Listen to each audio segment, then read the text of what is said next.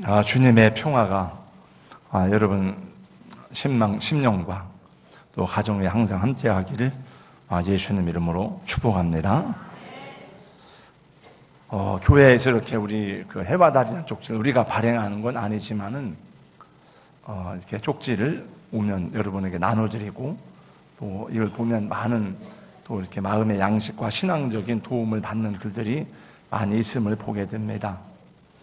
언젠가 제가 누룽지 할머니라는 글을 읽어보았습니다. 그냥 그분이 쓴 글을 그대로 제가 인용하겠습니다. 집이 시골이었던 저는 고등학교 3년 내내 자취를 했습니다. 월말쯤 집에서 보내준 돈이 다 떨어지면 라면으로 저녁을 해결하곤 했지요. 그러다가 지겨우면 학교 앞에 있는 밥 할매집에서 밥을 사 먹었지요. 밥 할매집에는 언제나 시커먼 가마솥에 누룽지가 부글부글 끓고 있었습니다. 할머니 이렇게 말씀하시곤 했습니다. 오늘 또 밥을 태워 누룽지가 많네. 밥 먹고 배가 안 차면 실컷 퍼져 먹거래. 이놈의 밥은 왜 이렇게도 잘 타누? 저는 돈을 아끼기 위해서 늘 친구와 밥 한 공기를 달랑 시켜놓고는 누룽지 2그릇을 거뜬히 비웠어요. 그때 어린 나이에 먹고 뒤돌아서면 또 배고플 나이였기 때문이지요. 하루는 깜짝 놀랐습니다. 할머니가 너무 늙으신 탓인지 거스름돈을 원래 드린 돈보다 더 많이 내주시는 거였어요. 돈도 없는데 잘 됐다. 이번 한 번만 눈 감고 넘어가는 거야. 할머니는 나보다 돈이 많으니까. 그렇게 한 번, 2번을 미루고 할머니의 소튼 셈이 계속되자 저 역시 당연한 것처럼 주머니에 잔돈을 받아놓게 되었습니다. 그러기를 1년이 넘게 하였는데 어느 날 밥 할매 집에 셔터가 내려지고 내려진 셔터는 다시 올라가지 않았어요. 며칠 후 조회 시간이 되었습니다. 선생님이 심각한 얼굴로 단상에 오르시더니 단호한 목소리로 말씀하셨어요. 모두 눈 감아라. 학교 앞 밥 할매 집에서 음식 먹고 거스름돈 잘못 받은 녀석들 손들어 보아라. 순간 나는 뜨끔했어요. 우리는 서로를 바라보면서 부시럭거리며 손을 들었습니다. 많기도 하구나. 반이 훨씬 넘네. 선생님은 침울한 목소리로 말씀하셨지요. 밥 할매집 할머니가 돌아가셨다. 할머니께서 아들에게 남기신 유언장에 의하면 할머니 전 재산을 학교에 장학금으로 너희들을 위해서 쓰시겠다고 기부하셨다. 그리고 선생님은 잠시 뜸을 들이고 말했습니다. 그 아들한테 들은 얘기인데 거스름돈은 자취를 하거나 돈이 없어 보이는 학생들에게 일부러 더 주셨다더라. 그리고 새벽부터 일어나서 그날 끓일 누룽지를 위해 밥을 일부러 태우셨다는구나. 그래야 어린애들이 마음 편하게 누룽지를 먹을 수 있다고. 그날 학교를 마치고 나오는데 유난히 밥 할매집이라는 간판이 크게 들어왔어요. 나는 굳게 닫힌 셔터 앞에서 주저앉아서 엉엉 울고 말았습니다. 할머니 죄송해요. 정말 죄송해요. 할머니가 만드신 누룽지가 세상에서 최고였는데 우리 사회가 각박하고 냉소적인 일이 많지만은 이런 분들 때문에 따뜻하지 않은가. 아무도 모르게 이름 없이 빚도 없이 선행을 베풀고 힘들게 모은 재산을 기부하여 그 장학금으로 공부한 사람들은 얼마나 많이 있습니까? 그런 분들 가운데서는 예수를 믿는 사람도 있고 예수를 믿지 않는 사람도 있을 것입니다. 하물며 예수님의 제자라고 하는 우리는 어떻게 살아야 하겠습니까? 마태복음 산상수훈을 강해하는 중에 여러분 어떻습니까? 저도 그냥 이 말씀을 많이 읽었지만은 이 말씀을 전하기 위해서 읽고 또 읽고 이 말씀을 어떻게 적용할 것인가 전하려고 생각하다 보니까 저 자신의 많은 걸림이 되었습니다. 어떻게 내 오른편 뺨을 때리는데 왼편을 돌려낼 수 있을까? 어떻게 억지로 오리를 가자고 하는 사람한테 심리까지라도 기쁘게 갈 수 있을까? 부모 형제도 사랑하기 어려운 세상인데 어떻게 원수를 사랑할 수 있을까? 그렇게 살아가기가 쉽지 않은 것 같습니다. 그래도 그러한 삶을 포기할 수 없는 이유는 저와 여러분이 구원받은 하나님의 자녀이고 예수님의 제자가 되었기 때문입니다. 주님은 오늘 계속해서 말씀하십니다. 1절입니다. 6장으로 넘어와서 1절을 한번 다 같이 읽겠습니다. 시작. 사람에게 보이려고 그들 앞에서 너희를 행하지 않도록 주의하라. 그리하지 아니하면 하늘에 계신 너희 아버지께 상을 받지 못하느니라. 마태복음 6장 말씀에는 세 가지 전반부가 나오는데 세 가지는 구제와 기도와 금식에 관한 내용입니다. 구제와 기도와 금식은 선택이 아니라 하나님의 자녀라면 누구든지 반드시 해야 하는 일입니다. 오늘 말씀은 구제에 대한 말씀입니다.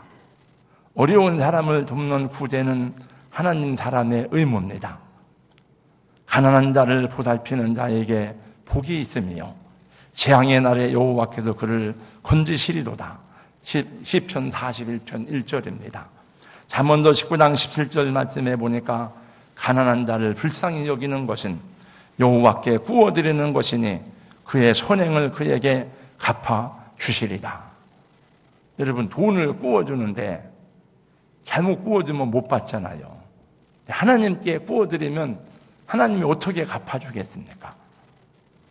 그런데 오늘 주님이 하시고자 하는 말씀은 구제를 많이 해라, 구제를 잘해라, 그런 얘기보다도 그것을 하는 동기가 내 선을, 내 의를 나타내기 위해서, 또 도덕적 만족감을 위해서, 사람에게 보이도록 하기 위해서 하지 않도록 하라 하는 것입니다.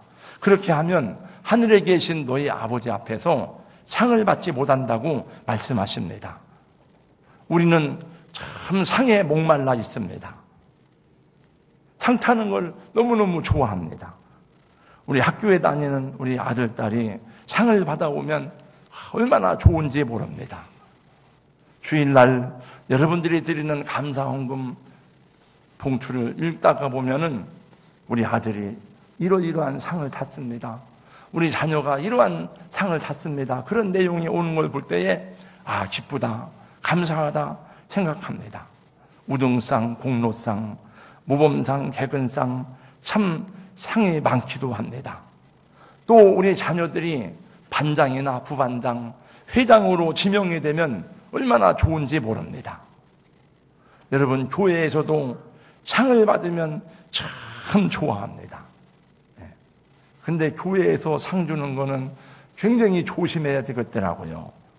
왜냐하면 제가 아는 어느 교회에서는 교회당 건축을 하고 난 다음에 입당 예배를 드리면서 수고한 사람들에게 공로패를 주는데 그 공로패를 받지 못한 사람들이 얼마나 서운했는지 한참 동안이나 교회가 내용에 빠졌던 것을, 가까운 교회에서 일어난 것을 제가 알고 있습니다. 그래요. 어떤 사람에게 공로상을 줘야 될까? 헌금을 많이 한 사람에게 줘야 될까? 기도를 많이 한 사람에게 줘야 될까? 글쎄, 그 기준을 잘 모르겠습니다. 그래서, 교회에서는 다 수고했는데, 그래서 그냥 상을 안 주는 게 편하다. 그래서 우리는 교회를 2번 건축하고 했지만은, 교회에서 건축위원장에도 공로패를 안 줬습니다. 유다의 미드라시에는 이런 이야기가 있습니다. 다윗이 어느 날 보석 세공업자에게 명령했습니다. 나를 위해서 반지를 하나 만들어라. 반지에는 내가 잘 나갈 때에도 자만하지 않고 낙심될 때에도 다시 일어날 수 있는 글귀를 새겨 넣어라. 보석 세공업자가 아무리 생각해도 뭐 짧은 반지에게 반지 위에 그런 글을 새길 방법이 없었습니다. 그래서 솔로몬을 찾아갔습니다. 솔로몬에게 물어봤더니 솔로몬이 생각하더니 이렇게 써 넣으라고 말했습니다. 이건 역시 지나가리라. 성공하여 명예가 올라가고 사람들이 칭송하여도 이것 역시 지나가리라. 어려운 일을 만나고 시험을 만나고 또 터널을 지나갈지라도 이건 역시 지나가리라. 이것을 기억하라는 뜻이겠죠. 그러나 잘 될 때는 우쭐하고 교만하게 씻고 잘 안 될 때는 낙심하게 잘하는 것이 우리의 전공이기 때문에 그것을 깨닫기가 참 어렵습니다. 여러분, 어려서 공부 잘한다고 그 사람이 어른이 되어서도 행복하게 잘 산다는 보장이 있습니까? 어른이 되어서 명성이 올라가고 상을 탔다고 해서 하나님 앞에 잘 상 받을 수 있다고 말할 수 있겠습니까? 이 세상에서 상 받는 것도 귀하지만 하나님 앞에 갔을 때에 잘했다, 충성되었다, 착하고 충성된 종아, 상 받는 것이 얼마나 비교할 수 없는 복이겠습니까? 여러분, 하나님께 상 받는 것을 더 많이 사모하시기를 주의 이름으로 축원합니다.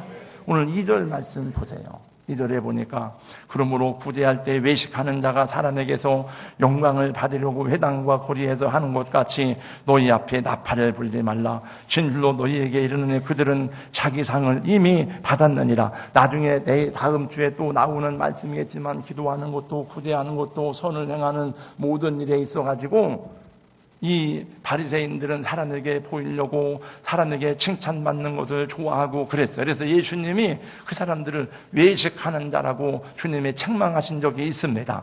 사람에게 보이려고 사람에게 칭찬받으려고 하는 것은 하나님 앞에 상이 없다 하는 것입니다. 그러면서 3절 4절에 보니까 이렇게 말씀하십니다. 3절 4절을 다 같이 함께 봉독하겠습니다. 다 같이요, 시작.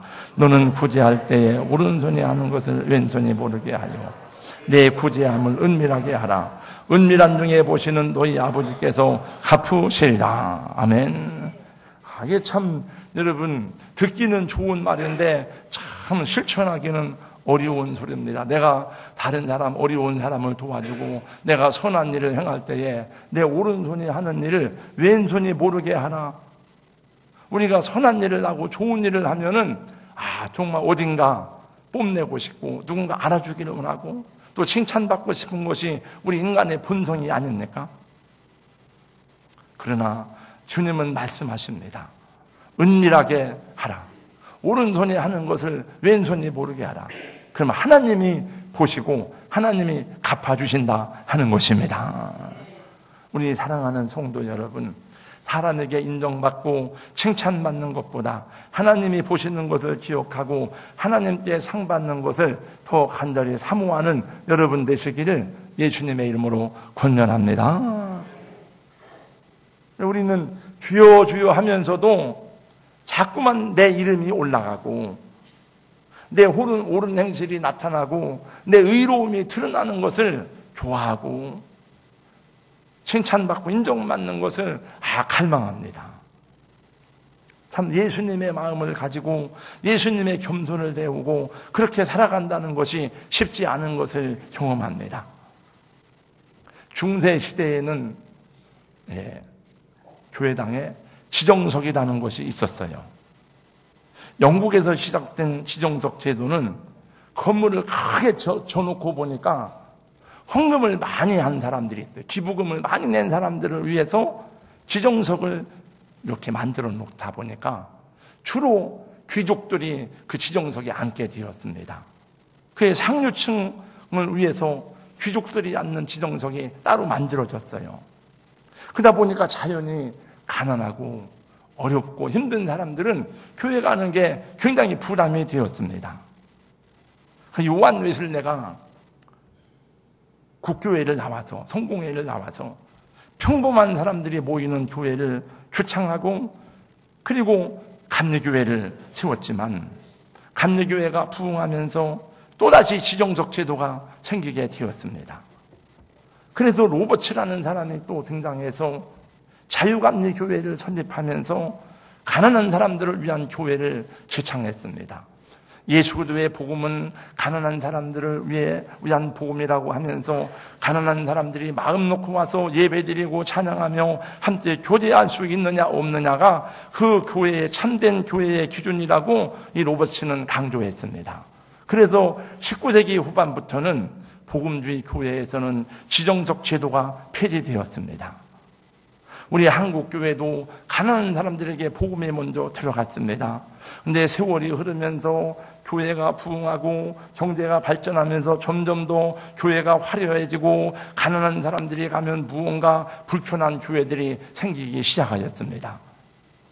목회자들 가운데서도 신학이 아니라 경영학이나 통계학을 더 중요하게 여기는 사람들이 생기게 되었습니다. 그래서 목회의 성공 여부를 한 영혼을 위한 사랑과 관심보다도 교인 수가 얼마나 되느냐, 예산의 규모를 가지고 평가하는 일이 생기는 일이 발생하기 시작했습니다. 그런 평가에 익숙해진 사람들은 그 기준에 맞추기 위해서 사람들을 열심히 끌어모으는 일에 전력을 다하고 있습니다. 물론 큰 교회가 다 그런 건 아니지만은 지금도 큰 기업이 더 많은 이 재물을 모으려고 하는 것처럼 더 많은 사람을 모으려고 열심히 노력하는 그 모습들이 있음을 종종 보게 됩니다. 공성이 불거라는 말이 있습니다. 공을 잃은 후에는 그 자리에 머물지 않는다, 그런 뜻인다고 해요. 누가복음 17장에서 예수님이 이렇게 말씀하십니다. 너희 중 누구에게 밭을 갈거나 양을 치거나 하는 종이 있어서 밭에서 돌아오면 그대로 곧 와서 먹으라고 말할 자가 있느냐? 도리어 그대로 내 먹을 것을 준비하고 띠를 띠고 내가 먹고 마시는 동안에 수종 들고 그 후에 먹고 마시라 하지 않겠느냐? 명한 대로 하였다고 종에게 감사하겠느냐? 이와 같이 너희도 명령받은 것을 다 행한 후에 이르기를 우리는 무익한 종이다, 우리가 하여야 할 일을 한 것뿐이라 할지니라. 이렇게 주님이 말하라고 가르쳐 주셨습니다. 한번 따라서 한번 해보세요. 우리는 무익한 종이다. 해야 할 일을 하였을 뿐입니다. 별로 마음에 안 들어서 이쪽엔 안 합니다만은, 그 주님이 가르친 말, 제 말이 아니에요. 이렇게 하나님 앞에서는 뭐 해야 할 일을 했을 뿐, 당연히 할 일을 했을 뿐. 왜? 종이니까. 우리는 자꾸 종이라고 하면서도 왕 대접을 주인 대접을 받으려고 그래요. 주님이 말씀하셨습니다. 해야 할 일을 했을 뿐입니다. 이렇게 말하라는 거예요. 여러분, 듣기 싫어도 그렇게 주님이 말씀하셨으니 주님의 명령이니 그렇게 하셔야 될 줄로 믿습니다. 주님은 높여주세요. 주님이 높여주세요. 내가 해야 할 일을 했다고 생각하는 사람은 칭찬받지 못한다고 서운해하지 않습니다. 남이 알아주지 않는다고 행하고 삐치지 않습니다. 그로 인해서 시험에 들지 않습니다. 내가 이렇게 수고했는데, 내가 이렇게 열심히 일했는데 그는 흥하여야 하겠고 나는 쇠하여야 하리라고 말했던 세례 요한이 어찌 자기 영광을 구하겠습니까? 나는 날마다 죽느라고 고백했던 바울 사도가 어찌 자기 영광을 구하겠습니까? 그래서 사도 바울은 오직 예수님의 부르심에만 관심을 가졌습니다. 누가 칭찬하지 않는다고 하여서 서운하게 생각하지 않았습니다. 여러분, 세상 사람들이 다 박수갈채를 보내고 저 오정무 목사 막 박수를 치고 훌륭하다고 칭찬하고 그래도 하나님이 고개를 저으면서 아니야, 틀렸어. 그러면 틀린 겁니다, 여러분. 아무리 어떤 사람을 막 칭찬하고 참 목사님이 장로님이 최고입니다. 그래도 하나님이 틀렸어. 그럼 틀린 겁니다. 여러분, 마태복음 7장 말씀을 보세요. 우리가 주의 이름으로 귀신을 쫓아내고 주의 이름으로 권능을 행하지 않았습니까? 왜 우리를 모른다고 합니까? 주님이 뭐라고 합니까? 그때 불법을 행하는 자들아 내게서 떠나가라. 나는 너희를 도무지 알지 못하느니라. 여러분, 이 세상 사람들의 눈에는 크게 보이지 않을지라도 하나님이 인정하시고 칭찬하는 사람이라면 그 사람이 위대하고 그 사람이 복된 사람인 것입니다. 여러분, 오늘날 우리 한국교회가 이렇게 그래도 유지되고 복음적 신앙을 지켜나가는 것은 여러분, 저 농어촌에서 음지에서 이름 없이 빚도 없이 추구하고 헌신하는 주회동들과 성도들 때문이라고 저는 생각합니다. 저는 총회 일도 해보고 선교회 일도 많이 해봐서 알잖아요. 제가 아는 큰 교회 목사들 보고 제 친구 목사들 보고 합니다. 우리 맨날 자살골 넣지 않느냐, 우리 목사들이. 맨날 텔레비전에 나오고 방송에 나오는 게 이 목사가 뭔 잘못하고 뭐하고 이게 전부 다 이거 유명한 사람들이 한국 교회를 이끌어가는 게 아니에요. 만약에 정말 그 유명한 사람들에 의해서 교회가 이끌어진다면 한국 교회는 10번도 더 무너지고 망했을 거예요, 아마.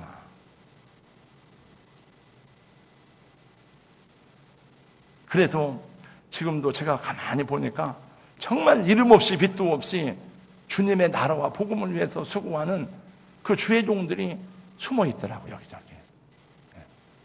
그런 성도들이 있더라고요. 35년 동안 약 9조 원을 익명으로 기부해온 아일랜드계 미국 갑부인 찰스 핀이라는 분이 있습니다. 그는 몇 년 전에 700만 달러를 모교인 코넬대에 기부함으로 마지막 재산까지 사회에 환원했습니다. 그래서 자기 생전에 전 재산을 기부해야겠다는 약속을 지켰습니다. 핀이는 공항 면세점 체인을 설립하면서 부자가 됐습니다. 그의 익명 기부가 사회에 알려지게 된 것은 그의 사업자체가 분주에 휘말리면서 회계장부가 공개되었기 때문입니다. 그는 샌프란시스코에 있는 임대 아파트에 살면서 언제나 여행할 때는 버스를 타고 다니면서 비닐 가방에 항상 책을 넣고 다닌다고 합니다. 기부금 중 약 27억 달러, 우리나라 돈으로 말하면 3조 원이 넘는 돈을 5개 대륙 1000개 기관에 전달됐다고 하지만 어느 곳에도 그의 기념관 하나 세워진 곳이 없고 명예의 전당에 그 이름을 올리지 않은 것은 그가 그것을 원하지 않았기 때문이라고 합니다.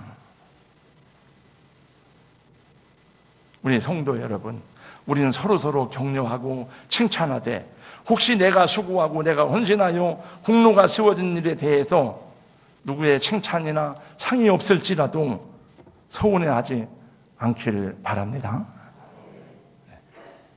저도 그런 철학을 가지고 살아가도록 더 많이 노력하겠습니다. 충북에 사는 임순득 할머니, 여러분 다 아실 거예요. 들은 분이세요.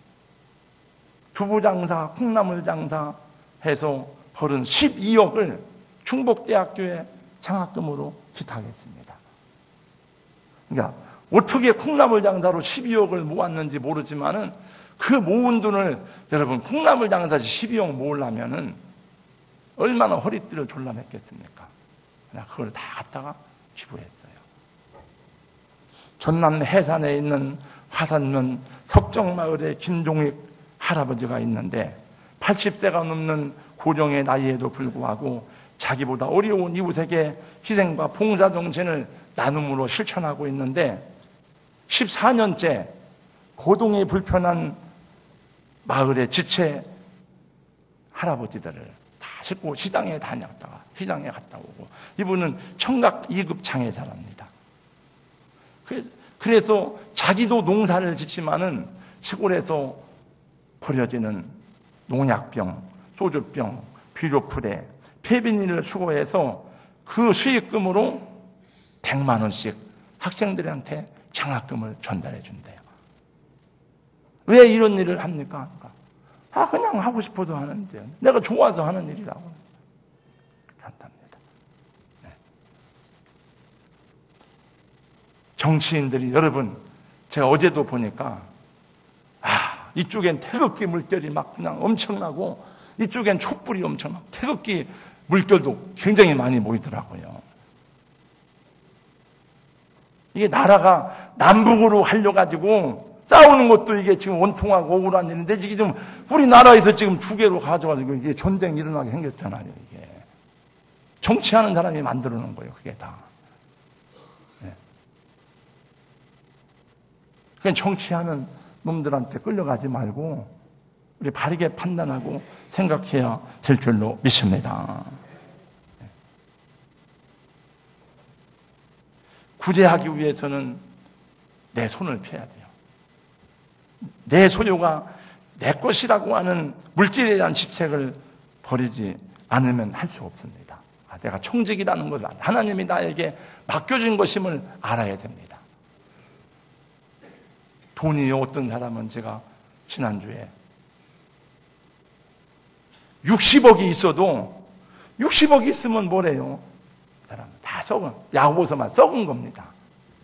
이런 남편도 남을 위해서는 사용하지 않는 사람들. 우리 성도들 중에서도 자기 것으로 손대고 돕지만은 다 이름 없이 수고하는 분들이 있음을 제가 다 아는 것도 있고 모르는 것도 있을 것입니다.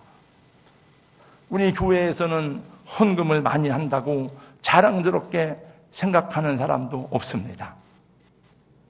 그래서 저는 처음부터 헌금함을 뒤에 놓고 헌금 내역을 공개하지 않았습니다.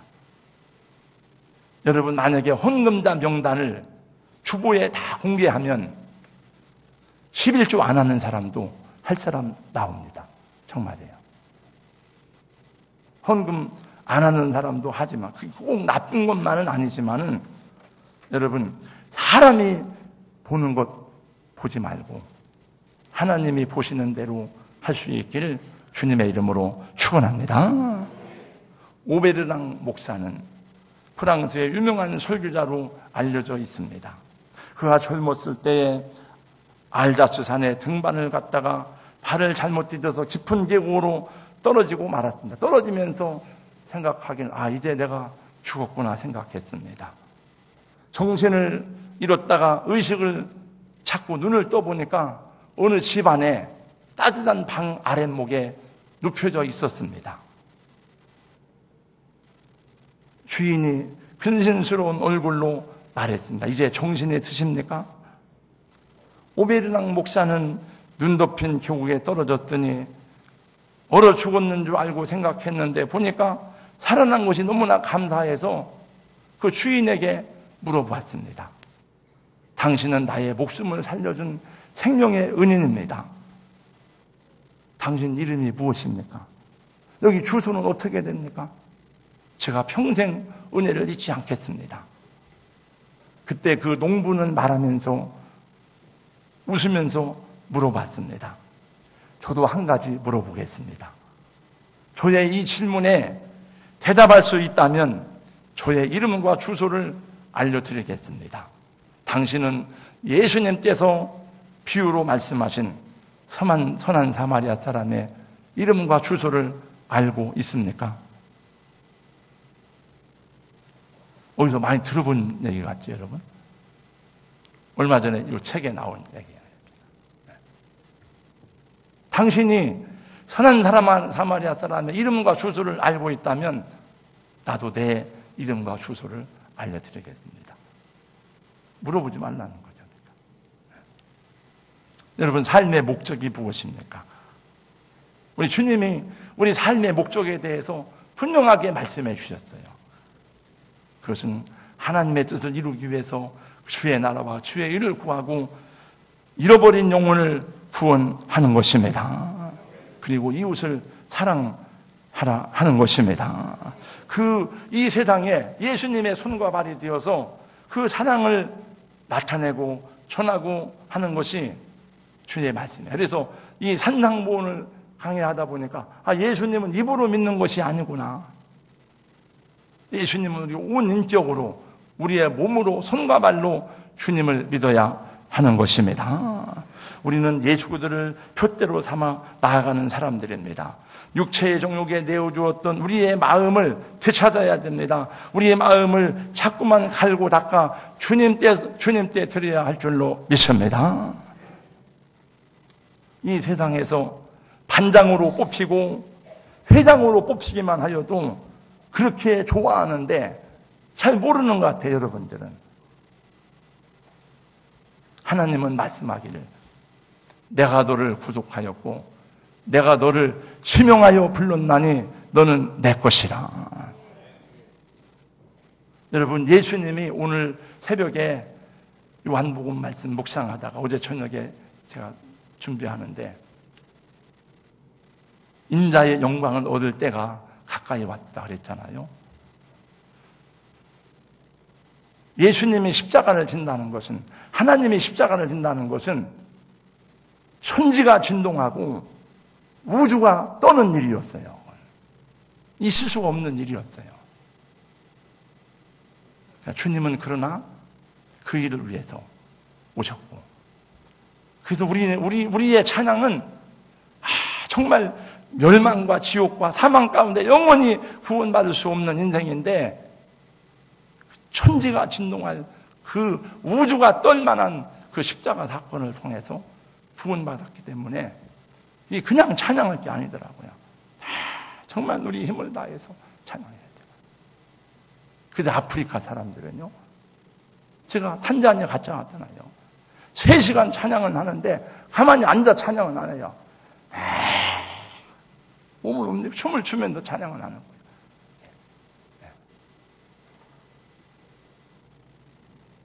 로마서 8장에는 말씀합니다. 성령이 친히 우리의 영과 더불어 우리가 하나님의 자녀인 것을 증언하시나니 자녀이면 또한 상속자 곧 하나님의 상속자요 그도 함께 한 상속자니 우리가 그와 함께 영광을 받기 위하여 고난도 함께 받아야 할 것이니라. 생각하건대 현재의 고난은 장차 우리에게 나타날 영광과 비교할 수 없도다. 할렐루야. 자리에 앉으시겠습니다. 자리에 앉으세요. 걸어가신 우리 하나님 아버지 감사합니다. 오늘 함께 말씀 들었습니다. 예수님 우리에게 분부하신 말씀 따라 살아갈 수 있는 용기와 은혜와 성령의 감동으로 함께하여 주시옵소서. 우리는 얼마나 많이 사람들의 시선을 의식하고 사람들의 칭찬과 또 사람들이 보는 눈을 의식하며 살아갑니까? 그러나 우리 하나님, 이것도 귀하지만 우리 하나님이 어떻게 보시는지, 하나님의 눈길과 하나님이 우리 보시는 심장과 피부를 감찰하시는, 하나님께 인정받을 수 있는, 하나님이 기뻐하는 삶을 살아가는 우리 귀한 성도들과 주의 종들이 되게 하여 주시옵소서. 예수님 이름으로 기도하옵나이다. 아멘.